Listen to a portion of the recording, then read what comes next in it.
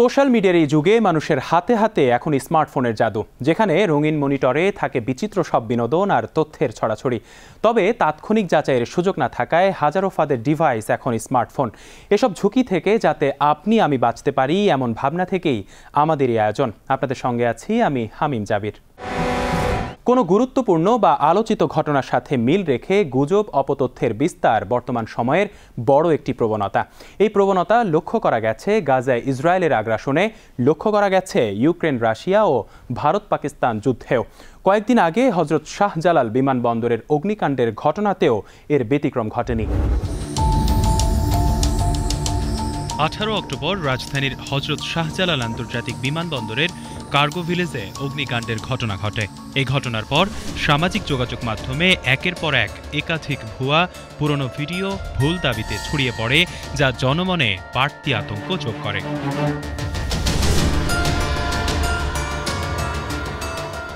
সামাজিক যোগাযোগ মাধ্যমে কয়েকটি অ্যাম্বুলেন্সের একটি ভিডিও প্রচার করে দাবি করা হয় বিমানবন্দর থেকে লাশ নিয়ে বের হচ্ছে একের পর এক অ্যাম্বুলেন্স।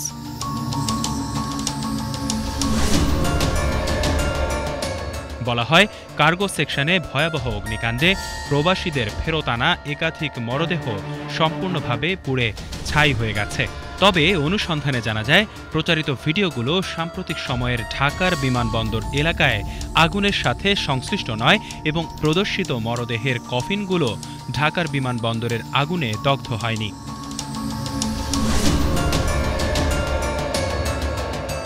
প্রকৃতপক্ষে ভিডিওটিতে প্রদর্শিত মরদেহগুলো গত 8 অক্টোবর ওমানে সড়ক দুর্ঘটনায় নিহত প্রবাসীদের এবং প্রচারিত ভিডিওতে গত 18 অক্টোবরে মরদেহগুলো চট্টগ্রাম শাহ আমানত আন্তর্জাতিক বিমানবন্দরে স্বজনদের কাছে হস্তান্তরের দৃশ্য প্রদর্শিত হয়েছে।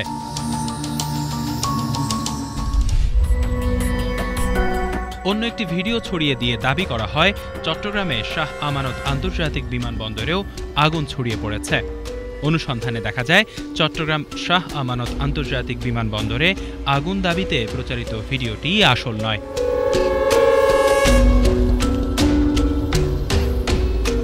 প্রকৃতপক্ষে কৃত্রিম বুদ্ধিমত্তা বা এআই প্রযুক্তি ব্যবহার করে ভুয়া এই ভিডিও তৈরি করা হয়েছে।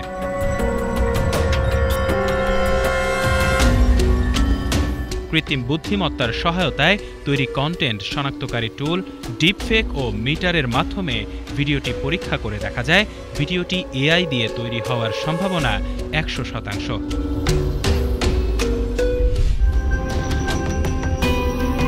এছাড়া শাহজালাল আন্তর্জাতিক বিমানবন্দরে অগ্নিকাণ্ডের ঘটনায় বিমানবন্দরের যাত্রীদের উদ্ধার অভিযান চলছে এমন দাবি করে একটি ভিডিও সোশ্যাল মিডিয়ায় প্রচার করা হয়েছে। তবে অনুসন্ধানে জানা যায় গত জুলাইয়ে যুক্তরাষ্ট্রের ডেনভার আন্তর্জাতিক বিমানবন্দরে একটি বিমানের ল্যান্ডিং গিয়ারে আগুন লাগার পর যাত্রী উদ্ধারের দৃশ্যকে আলোচিত দাবিতে প্রচার করা হয়েছে।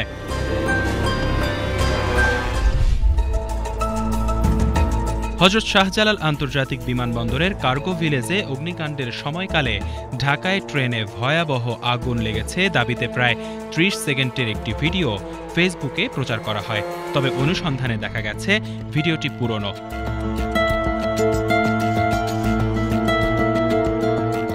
অনুসন্ধানে প্রাসঙ্গিক কিওয়ার্ড সার্চে কুমিল্লা নিউজ নামের একটি ফেসবুক পেজে পাওয়া যায়। 2024 সালের 5 জানুয়ারি পেজটিতে এটি পোস্ট করা হয়।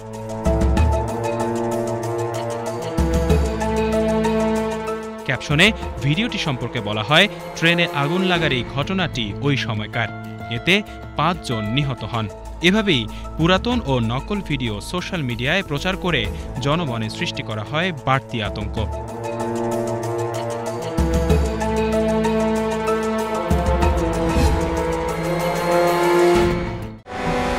মসজিদে ভাঙচুরের কিছু ছবি সোশ্যাল মিডিয়ায় প্রচার করে দাবি করা হচ্ছে এগুলো অন্তর্বর্তীকালীন সরকারের সময়কালে সংঘটিত ঘটনা। তবে অনুসন্ধানে এমন দাবির সত্যতা মেলেনি। সম্প্রতি ভিন্ন ভিন্ন ক্যাপশনে মসজিদে ভাঙচুরের কিছু দাবি ছড়িয়ে পড়েছে সোশ্যাল মিডিয়ায়।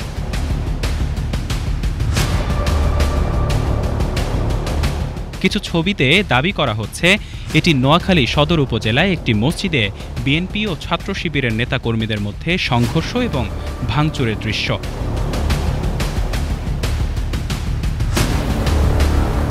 অন্য একটি ক্যাপশনে জায়গার নাম উল্লেখ না করে দাবি করা হচ্ছে যে ছবিগুলো ৩৬ জুলাই পরবর্তী বাংলাদেশের দৃশ্য।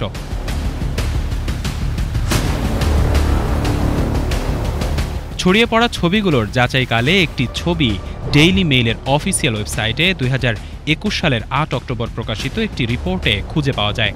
সেখানে উল্লেখ করা হয় ছবিটি ২০২১ সালের ৮ অক্টোবর শুক্রবার উত্তর আফগানিস্তানের কুন্দুজে একটি শিয়া মসজিদে নামাজ চলাকালীন আত্মঘাতী বোমা হামলার। ওই বোমা বিস্ফোরণে কমপক্ষে ১০০ জন নিহত হয়।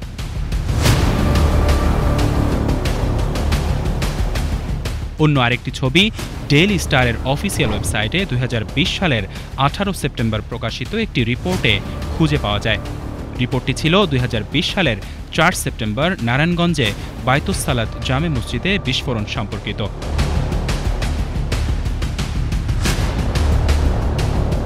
অনুসন্ধানে আরও একটি ছবি জনকণ্ঠের অফিসিয়াল ওয়েবসাইটে ২০২১ সালের ২৯ জুলাই নারায়ণগঞ্জে মসজিদে বিস্ফোরণের ঘটনায় পুলিশের মামলা শীর্ষক শিরোনামে প্রকাশিত একটি রিপোর্টে খুঁজে পাওয়া যায়।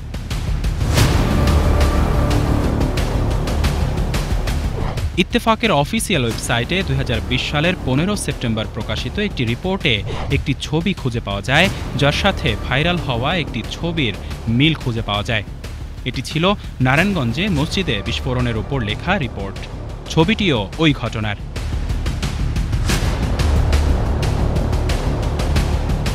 উল্লেখ্য, চলতি বছরের ১৯ অক্টোবর নোয়াখালী সদর উপজেলার নিয়াজপুর ইউনিয়নের কাশেম বাজার জামে মসজিদ প্রাঙ্গণে ইসলামী ছাত্র শিবির ও যুবদল নেতাকর্মীদের মধ্যে পাল্টাপাল্টি হামলা ও সংঘর্ষ হয়।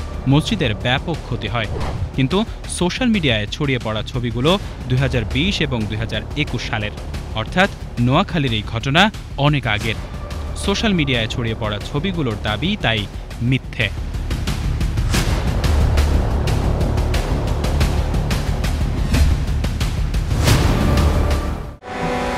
জুলাই ছাত্র জনতার গণ অভ্যুত্থানের পর থেকে ফ্যাসিস্ট চক্রের বড় আশ্রয়স্থল এখন গুজব এবং অপতথ্য। আর এই গুজব অপতথ্য ছড়াতে তারা বিরামহীন ব্যবহার করছে সোশ্যাল মিডিয়া। সম্প্রতি সামাজিক যোগাযোগ মাধ্যমে এক নারীর মৃতদেহ জঙ্গলে পড়ে থাকার ছবি ছড়িয়ে দিয়ে দাবি করা হচ্ছে আজ দেশে শুধু ধর্ষণ, হত্যা, গুম, মামলা, হামলা, নির্যাতন এগুলো ছাড়া আর কিছুই শুনতে পাই না। এছাড়াও দাবি করা হচ্ছে বাংলাদেশ পতিত স্বৈরাচার শেখ হাসিনার সময় নিরাপদ ছিল।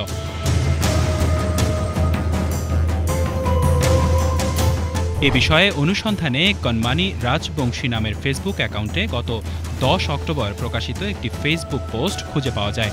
উক্ত পোস্টে সংযুক্ত প্রথম ছবির সাথে আলোচিত দাবিতে প্রচারিত ছবির মিল রয়েছে।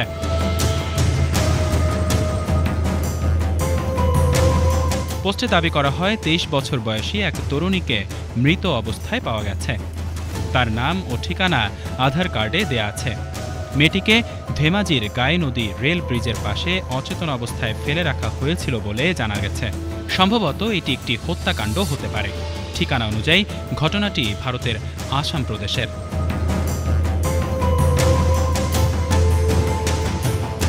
এ বিষয়ে আরও অনুসন্ধান করে ভারতীয় গণমাধ্যম নিউজ18 আসামের ওয়েবসাইটে গত ১০ অক্টোবর প্রকাশিত একটি প্রতিবেদন থেকে জানা যায়, ধেমাজির গায়ে নদীর তীরে এক নারীর মৃতদেহ উদ্ধার করা হয়। পরিবারের সন্দেহ কোনো দুষ্কৃতিকারী তাকে হত্যা করেছে। প্রতিবেদন অনুযায়ী হত্যার শিকার হওয়া এই নারী জেলার বিষ্ণুপুরের শিল আলী মাজগাঁও এলাকার বাসিন্দা ছিলেন। তিনি একজন মেকআপ আর্টিস্ট হিসেবে প্রশিক্ষণ নিচ্ছিলেন।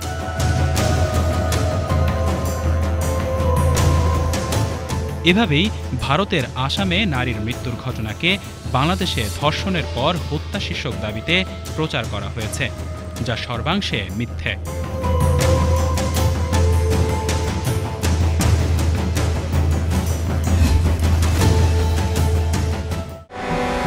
সোশ্যাল মিডিয়ায় দেয়া পোস্টকে কেন্দ্র করে যুবদল কর্মীকে হত্যা করেছে ছাত্র শিবির, এমন একটি দাবিতে ভিডিও প্রচারিত হয়েছে সোশ্যাল মিডিয়ায়। তবে অনুসন্ধান বলছে এমন দাবির সত্যতা নেই। ভিডিওটি মূলত ডাকাত দলকে স্থানীয়দের গণধোলাইয়ের। সোশ্যাল মিডিয়ায় একটি ভিডিও শেয়ার করে দাবি করা হচ্ছে শিবিরের সন্ত্রাসী তাণ্ডবের পোস্ট ফেসবুকে দেওয়ার কারণে নারায়ণগঞ্জের চাষারের ক্ষুদ্র ব্যবসায়ী যুবদল কর্মী মাসুদকে কুপিয়ে হত্যার দৃশ্য এটি।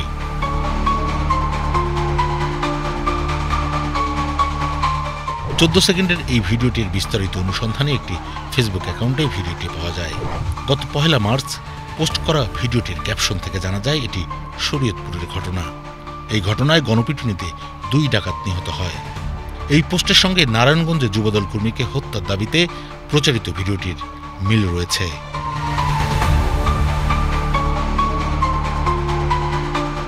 এই ভিডিওটি একই দিনে আরও কয়েকটি ফেসবুক অ্যাকাউন্টে পাওয়া যায়। এসব পোস্টের সূত্র ধরে প্রাসঙ্গিক কিওয়ার্ড অনুসন্ধানে দৈনিক প্রথম আলোর ভেরিফাইড ফেসবুক পেজে একটি ভিডিও প্রতিবেদন পাওয়া যায়। ডাকাতি করে পালানোর সময় গণপিটুনিতে নিহত সন্দেহভাজন 2 ডাকাত আহত হয়েছে। এই প্রতিবেদন থেকেও জানা যায় ডাকাতি করে পালানোর সময় সন্দেহভাজন 2 ডাকাত গণপিটুনিতে নিহত হয়। ঘটনাটি ঘটে 28 ফেব্রুয়ারি শুক্রবার রাতে। শরীয়তপুরের সদর উপজেলার ডোমসার ইউনিয়নের কীর্তিনাশা নদীর তীর এলাকায় এই ঘটনা ঘটে। এ সময় আরও 5 ডাকাত আহত হয়। একই ঘটনা নিয়ে অন্যান্য সংবাদ মাধ্যমে প্রতিবেদন পাওয়া যায়।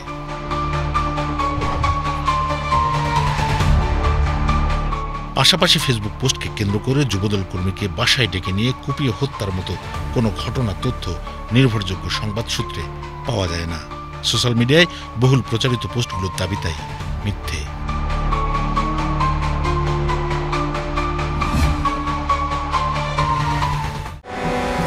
জমি নিয়ে শত্রুতার জেরে কথা কাটাকাটি, এক পর্যায়ে ঘটে হত্যাকাণ্ড। কিন্তু সেই ঘটনা সোশ্যাল মিডিয়ায় আসে ভিন্ন রূপে। দর্শক, চলুন দেখে আসি কি সেই ঘটনা আর কিভাবেই বা অপতথ্য ছড়ায় সোশ্যাল মিডিয়ায়।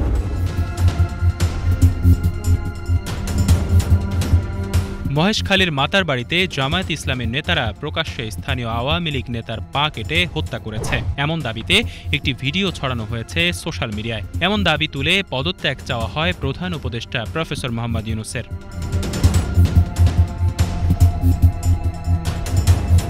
তবে অনুসন্ধানে জানা যায় মহেশখালীর মাতার বাড়ির আলোচিত এই হত্যাকাণ্ডের কারণ রাজনৈতিক বিবাদ নয়। প্রকৃতপক্ষে জমি নিয়ে পূর্ব শত্রুতার জের ধরে পরস্পর চাচাতো ও জ্যাঠাতো ভাইয়ের মধ্যে কথা কাটাকাটির এক পর্যায়ে চাচাতো ভাইয়েরা ধারালো দা দিয়ে এলোপাতাড়ি কুপিয়ে জ্যাঠাতো ভাইকে হত্যা করে।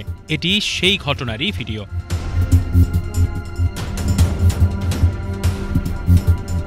এ বিষয়ে অনুসন্ধানের একটি ফেসবুক অ্যাকাউন্টে গত 8 সেপ্টেম্বর প্রকাশিত একটি ভিডিও খুঁজে পাওয়া যায়। এই ভিডিওর সাথে আলোচিত দাবিতে প্রচারিত ভিডিওর মিল রয়েছে। পোস্টের ক্যাপশনে বলা হয়, মাতার বাড়িতে হৃদয় বিদারক ঘটনা, নিজের ভাইয়ের পা নিজেই কেটে ফেলে হত্যা।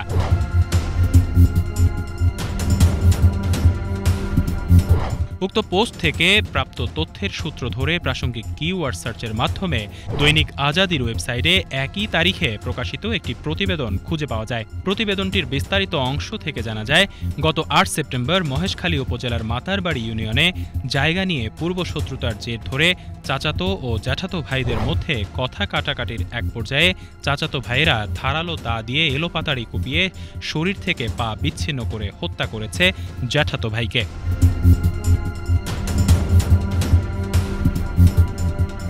নিহত শামসুল আলমের সাথে তার আপন চাচাতো ভাইদের সাথে দীর্ঘদিন ধরে জমি সংক্রান্ত বিরোধ চলছিল বলেও প্রতিবেদন থেকে জানা যায়।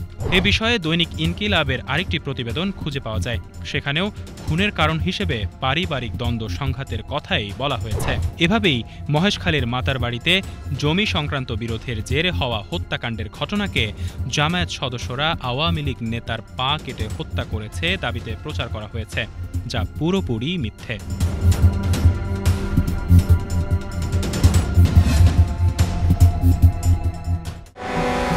সোশ্যাল মিডিয়ার বিভিন্ন প্ল্যাটফর্মে একটি ভিডিও ছড়িয়ে পড়েছে। সেখানে দেখা যাচ্ছে এক ব্যক্তিকে খাটিয়ার সঙ্গে হাত পা বেঁধে তার তালুতে উত্তপ্ত শাবল দিয়ে ছ্যাঁকা দেওয়া হচ্ছে। দাবি করা হচ্ছে এভাবেই সারা দেশে আওয়ামী লীগের নেতাকর্মীদের প্রকাশ্যে নির্যাতন করা হচ্ছে। দাবির সত্যতা কি সত্যিই আছে নাকি দাবিটি মিথ্যে? ভিডিওটি প্রচারের মাধ্যমে চালানো হয় সরকারি বিরোধী প্রচারণা। তবে ভিডিওটি যাচাই করে দেখা যায় ভিডিওটির সঙ্গে বাংলাদেশের বা ফ্যাসিস্ট আওয়ামী লীগের কোনো সম্পর্ক নেই, বরং এটি ভারতের সার্কাসধর্মী গ্রামীণ মেলার ভিডিও।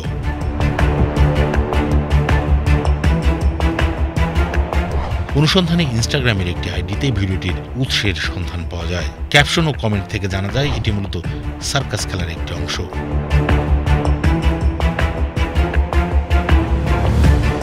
ওই অ্যাকাউন্টে সার্কাসধর্মী আরও অসংখ্য ভিডিও পাওয়া যায় এবং পেজ ট্রান্সপারেন্সি থেকে জানা যায় এটি ভারত থেকে পরিচালিত হচ্ছে।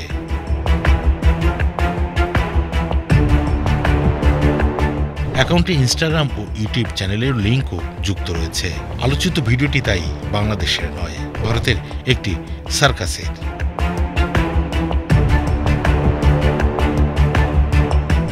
এটি ব্যবহার করে আওয়ামী লীগ কর্মীদের উপর নির্যাতন শিরোনামে যে দাবি ছড়ানো হয়েছে তা সম্পূর্ণ ভুয়া এবং মিথ্যে।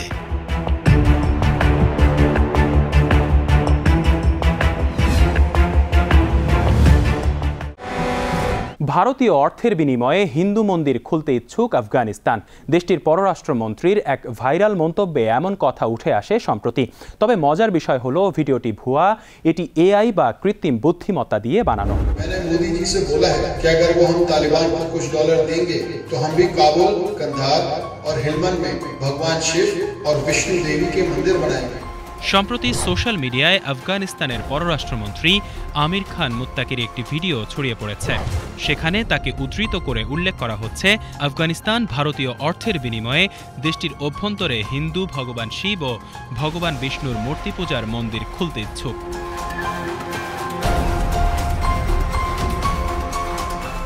আফগান পররাষ্ট্রমন্ত্রীর এমন বক্তব্য ঝড় তোলে নেট দুনিয়ায়। চলে আলোচনা সমালোচনা। ভিডিওটির উৎস খুঁজে পাওয়ার জন্য রিভার্স ইমেজ সার্চ করা হয়। এর ফলে ANI নিউজের ইউটিউব চ্যানেল থেকে 2025 সালের 12 অক্টোবর আপলোড করা ভাইরাল ভিডিওটির পূর্ব সংস্করণের একটি ভিডিও খুঁজে পাওয়া যায়। সেখান থেকে জানা যায় চলতি বছর 12 অক্টোবর আফগানিস্তান পাকিস্তান সংঘাতের ওপর আফগান পররাষ্ট্রমন্ত্রী আমির খান মুত্তাকির ব্রিফিং করার লাইভ ভিডিও এটি। এই ভিডিওর সাথে ভাইরাল ভিডিওর মিল পাওয়া যায়।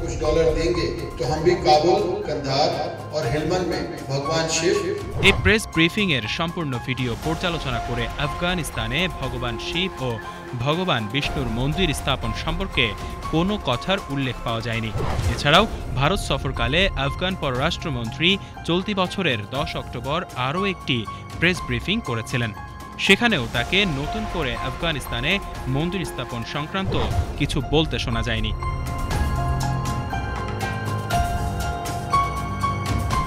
অন্যদিকে ফেসবুকে ছড়িয়ে পড়া ভিডিওতে থাকা আমির খান মুত্তাকির বেশ কিছু অভিব্যক্তি প্রমাণ করেছে যে ভিডিওটি আসল নয়।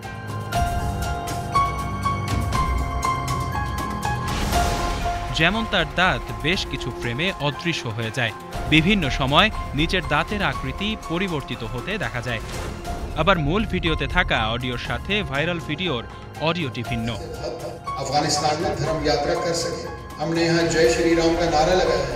এছাড়া AI ডিটেকশন টুল ব্যবহারে দেখা যায় ভিডিওটি কৃত্রিম বুদ্ধিমত্তা দিয়ে তৈরি। আফগান পররাষ্ট্রমন্ত্রীর ভাইরাল ভিডিওটি তাই ভুয়া ও বানোয়াট।